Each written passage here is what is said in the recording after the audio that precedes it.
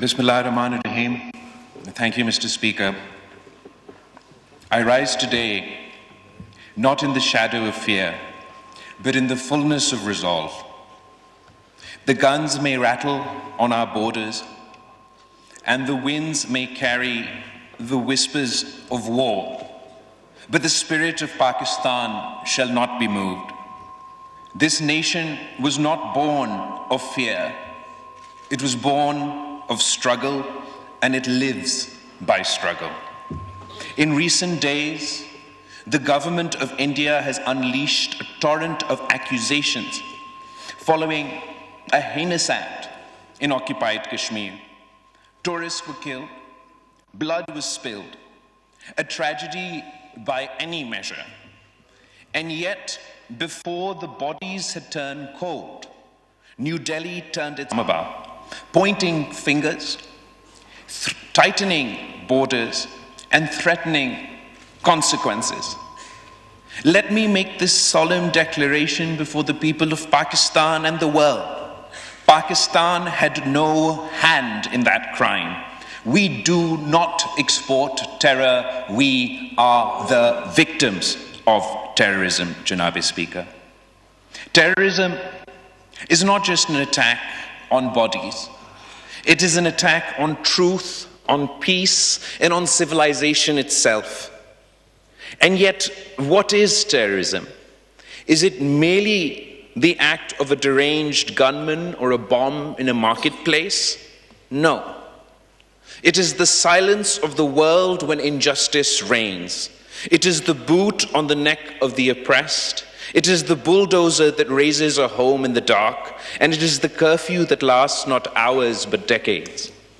India claims to fight terrorism, but let us ask, how can you fight terrorism while practicing state terrorism in Kashmir?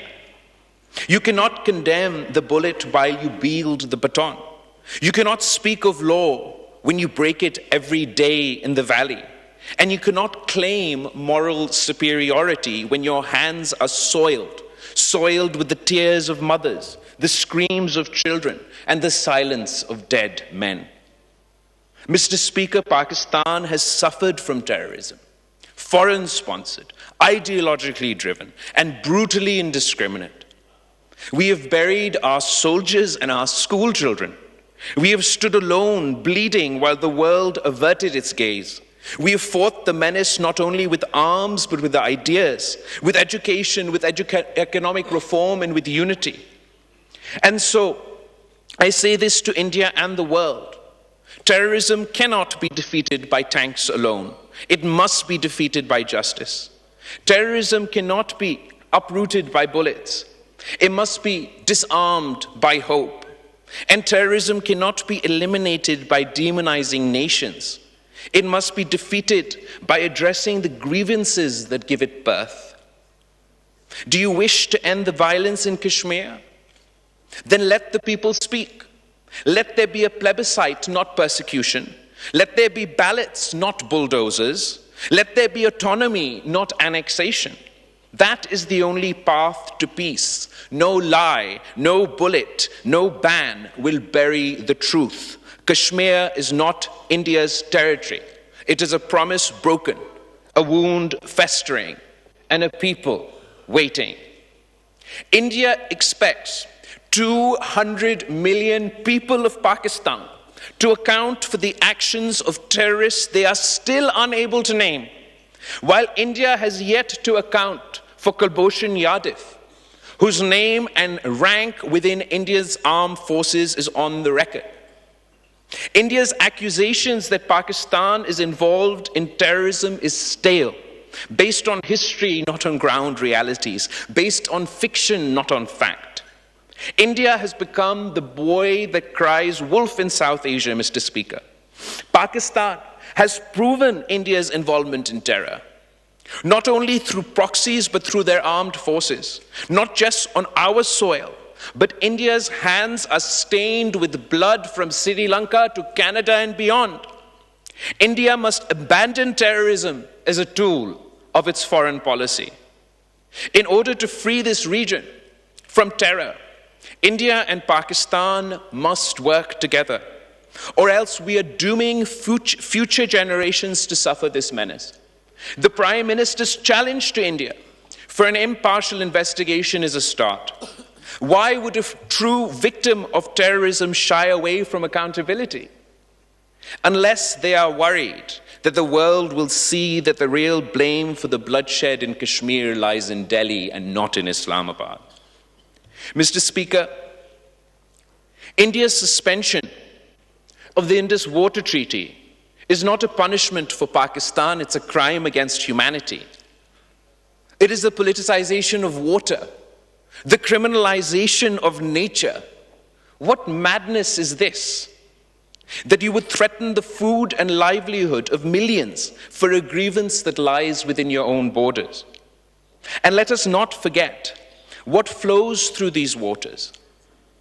The Indus is not just a river. It is a cradle of our civilization. Long before Delhi rose, before empires were carved and borders drawn, there stood Mohenjo-daro and Harappa. The Indus Valley civilization shared by both our peoples was one of the first lights of human progress. It birthed systems of urban planning, irrigation, agriculture, trade, communication. It did not divide, it connected, it did not conquer, it cultivated. That river, Mr. Speaker, watered both our ancestors. Its flow runs not only through our lands, but through our blood. And now India threatens to dam it with anger and a thirst for vengeance. But the Indus is not theirs to command. It belongs to nature. It belongs to the government of peace. It belongs to all of humanity that draws life from it. Pakistan will defend that river, not only for its own sake, but for the memory of a civilization that predates this bitterness. To weaponize the Indus is to betray our shared past. To uphold the treaty is to honor that ancient wisdom which taught us to share what sustains us. Let it be known you can divert rivers, but you cannot drown our will. Every drop that flows from the Indus has written in it the courage of Pakistani farmers, the sweat of our workers, and the blessing of Allah. Let no one mistake our restraint for weakness. The Pakistan armed forces are vigilant, resolute, and prepared. Our skies are guarded. Our borders are sealed by valor. Our nation stands united from Karachi to Khyber, from Lahore to Larkana.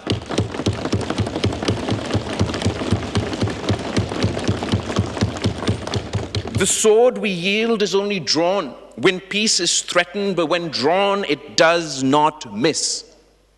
And to the people of Pakistan, I say, this is not a time for despair. It is a time for resolve. We have faced darkness before, and we have emerged into the dawn.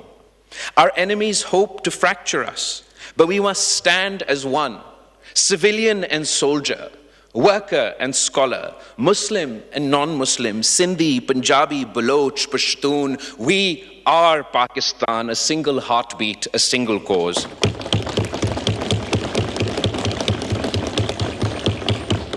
Mr. Speaker, history watches us now. Let us not falter. Let us remind the world that Pakistan is not a footnote in South Asia, it is its conscience. We are not the accused, we are the aggrieved. And yet, we do not seek revenge. We seek recognition. Recognition of Kashmir's right to self-determination. Recognition of our sovereignty. And recognition that peace must be earned through dignity, not dictated through fear. If India wishes to walk the path of peace, let them come with open hands, not clenched fists. Let them bring facts, not fabrication. Let us sit as neighbors and speak the truth. And if they do not, if they continue to howl in anger and march in madness, then let them remember the people of Pakistan are not made to kneel. The people of Pakistan have the resolve to fight not because we love conflict, but because we love freedom. It is better we die fighting than live under the yoke of oppression. However, this is not the destiny we seek for the heirs of the Indus Valley civilization. No matter which side of this man-made border we reside, for all the excavation, Mr. Speaker, at Mohenjo-daro, not one weapon has been found. How is it that we have departed so far from our roots, that the very same Indus Valley is now the most armed region on earth? The truth is, war is not natural to us. It has been imposed on us generation after generation, not in the interest of our people, but in the interest of colonizing powers. It is up to both countries to free ourselves from the confines of conflict and pursue the path to peace and prosperity. So let India decide. Will it be dialogue or destruction? Cooperation or confrontation? History shall record not only their choice, but ours. And let that history show that Pakistan stood at the crossroads of provocation. That when Pakistan stood at the crossroads of provocation and principle, we chose principle. And in choosing it, we chose honor, peace, and victory. Pakistan, Zindabad.